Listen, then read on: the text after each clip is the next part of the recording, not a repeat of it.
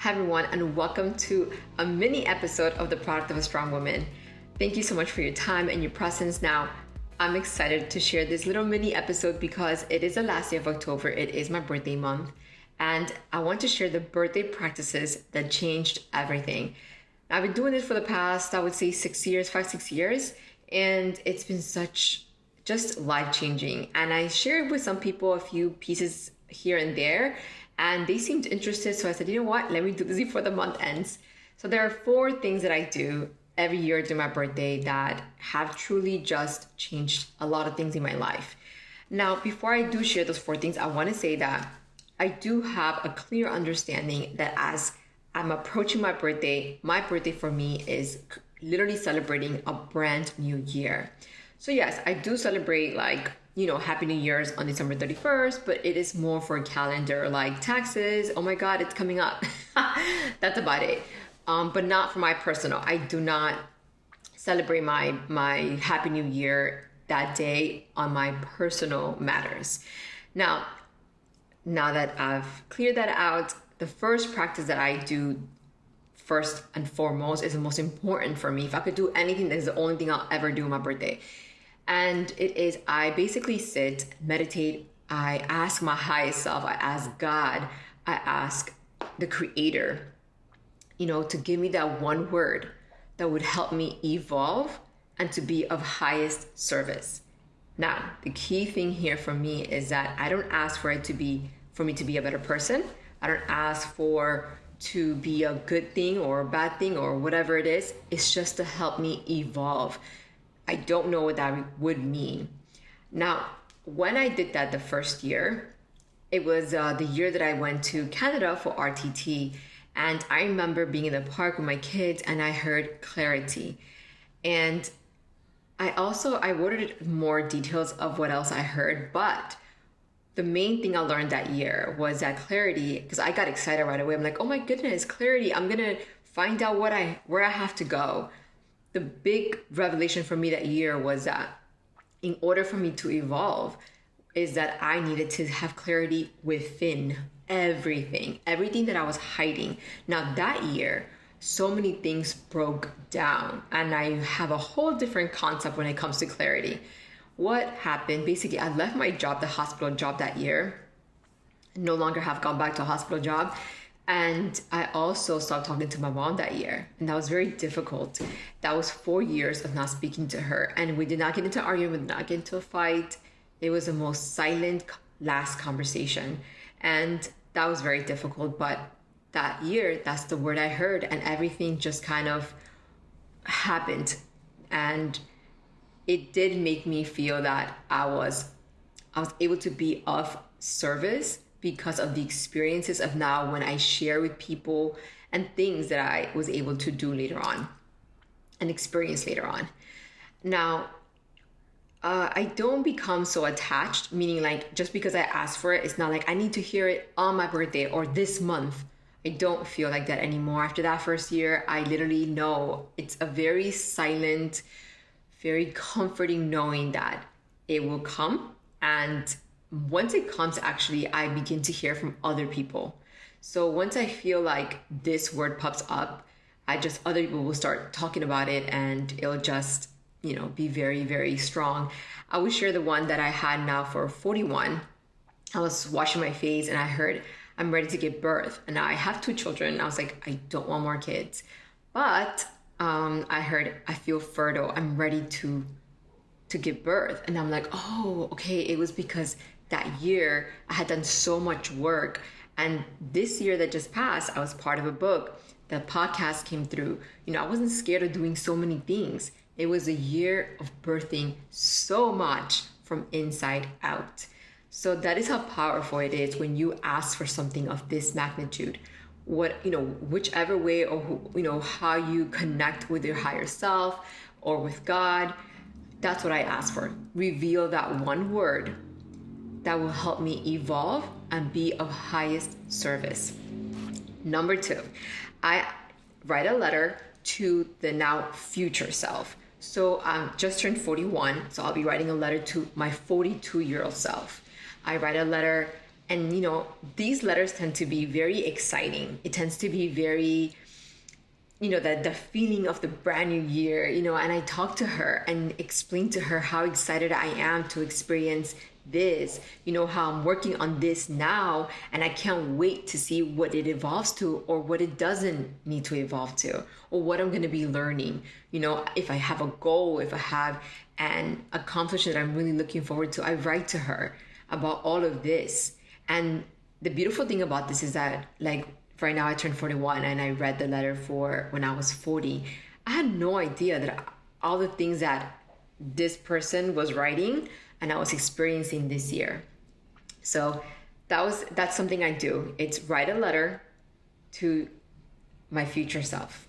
And I will be reading that letter during that month. I'm not very like, it has to be this way, this day, that, it literally has to be within that time period, and you get that feeling. And I think that's helped my intuition a lot. One of the things I can say when people say, like, how do you know, or why do you not feel that pressure for things to happen at a certain time? Intuition is a feeling, or you could hear the voice, a sense that it's very calm. It doesn't need to leave your body at like an emotion. An emotion, and there's been studies on this. There's actually, I forgot the name of the person that wrote this. Emotion is energy in motion. And emotion is literally looking to leave your body. That's why it feels so heavy and it wants to just come right out. Unlike intuition, it just sits there. It doesn't require to leave. It just sits there within you. So now, the third thing I do, this is quite new. Actually, I started this one last year and it made such a huge difference. Now, yes, I do my physical, blood work, all that stuff. It makes it easy for me to follow up on all that, medical stuff to make sure I'm physically okay and healthy. But I also do a spiritual checkup. What is a spiritual checkup? I first and foremost go to a hypnotherapist. Yes, I am a hypnotherapist myself, and I understand about doing self-hypnotherapy. But for this particular reason, I have someone that I really go to for this hypnotherapy session. And this is just to kind of recalibrate, understand like what is it that's coming up for me and so forth. And the next thing I'll do, this is new for me this year, is I have an archetypal tarot session. Yes, I said tarot. Now, I'm currently taking a class because I am not new to tarot. I was exposed to it actually when I was quite young, but it never interested me. It was not something like, oh my God, I was not scared of it, nor did I have interested in learning about it. But in my recent, like this past year, things will come to you when you are ready for them. Now, this year, I learned about archetypal tarot. And this is not about telling you about the future. That is one thing that literally it's just attracted me right away, because I don't believe in things that can tell you the future. I do believe that past, present, and future are all happening now. And I do believe that people do have gifts though. I do believe that there are some people that have those type of gifts. But for me personally, if I am going to have someone do this for me, or I'm learning how to do this now, it's because I'm trying to connect with your unconscious, subconscious mind. And that is what I learned through what I am currently learning through archetypal tarot. And amazing. I am so excited to be sharing more about this actually. And the last thing I do when it comes to my spiritual checkup, I do an astrology also session. Astrology, I'm not me talking about, your sign, your horoscope sign. It goes way more deeper than that. It goes into the planets. It goes into so much parts of you. It goes into when you are moving, when things are moving in different directions, when they're retro, when they're going back, and things like that.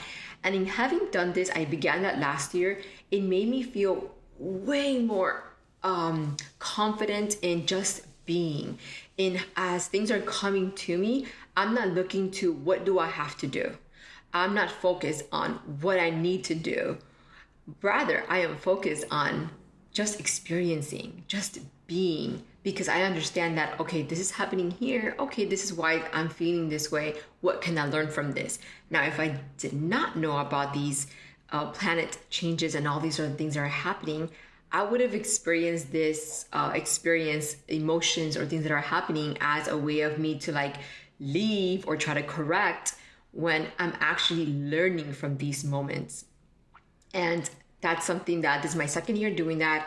Highly recommend. So number 3 is I do my spiritual checkup and my physical checkup, which include my spiritual includes my hypnotherapy, archetypal tarot, and my astrology session.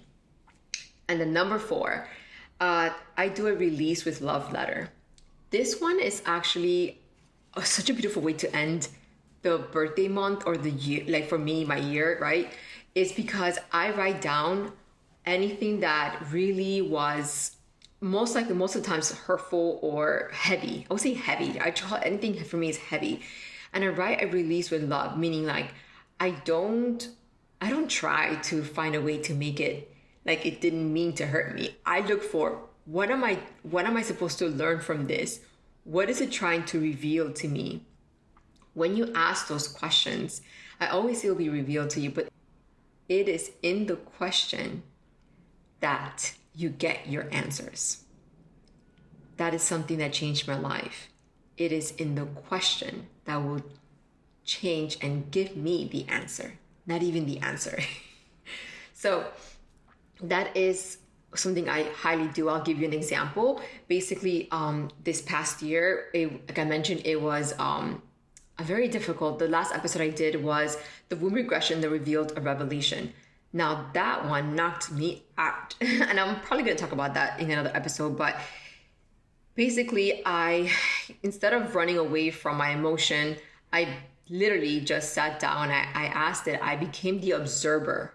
That's something huge. These things that I'm talking about, these 4 steps, allows me to become the observer of Liz. And what happened, so in that episode, I became so sad again. I felt so sad, so heavy, and worthiness came up again for me. So instead of right away being like, oh my God, I can't believe I'm back there again, I don't do that. I do say, okay, what is it trying to reveal? What is it trying to show? In doing that, I learned that, yes, I had a hard time celebrating my birthday. I left home at 23 years old, moved to New York. So I did not celebrate my birthday until this year. Meaning like usually for birthdays, I would work. I would find a way to be by myself. So the reason why I felt so heavy was because in releasing with love, it wasn't for the child Liz that needed, to speak up, to open up, but it was a young woman that left at 23 Miami and came to New York that never was, acknowledged for anything she ever did by me, right? And that is a beautiful thing I did this year in regards to releasing with love, talking to her, hey, you know what? And I call these moments like ceremony times for me, where I go into silence and I really write down, hey, I'm so proud of you. I'm sorry that, I'm not mad. Part of, I guess, the negative side would be like, my God, I can't believe all these years I didn't celebrate my birthday, my good years, my 20s, my 30s, right? But no, actually, I was so grateful and I was so proud of her because I said, yeah, we did not celebrate our birthday, but I'm so proud that you kept moving, you kept accomplishing things, that you didn't need to be celebrated, but you did it anyway. And I'm so proud and grateful for you because I am here now. Now I can celebrate with true honesty and I could feel it. So that is the release with love letter.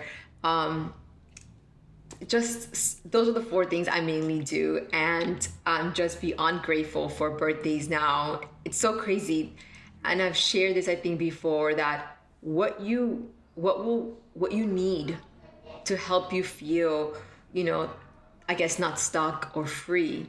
It's not something that's keeping me feeling stuck. It's not a person, it's not a circumstance, but it was me the whole time. I was the one. And the more I get to know myself, the more I get to spiritually sit with myself, the more I can evolve. And when I evolve, it doesn't just impact me, but everyone around me. And one last thing I forgot, I have right in front of me, I want to say, I do use Oracle, an Oracle card that I was recommended, and I love because I'm learning more about the feminine, and it is called the Divine Feminine Oracle by Megan Watterson. And I have read her book. It's really, really good. Now, when it comes to these cards, just you sit with it as you're meditating and so forth. And for me, the card, it actually shows me it kind of goes along with the word of the year. So I should have talked about this in the beginning, but that's part of it. And thank you so much and for staying, if you stayed up to here to hear me. And I would love to know, what do you do for your birthday? What practices do you do that have changed your life? And I would love to know, because I feel like there's so many amazing things that are happening out there. And yeah, would love to hear your thoughts on that. Have an amazing day. If you already celebrated your birthday, happy birthday, belated birthday. If you haven't, happy early birthday. And thank you again. Have a beautiful, beautiful day. Take care. Bye.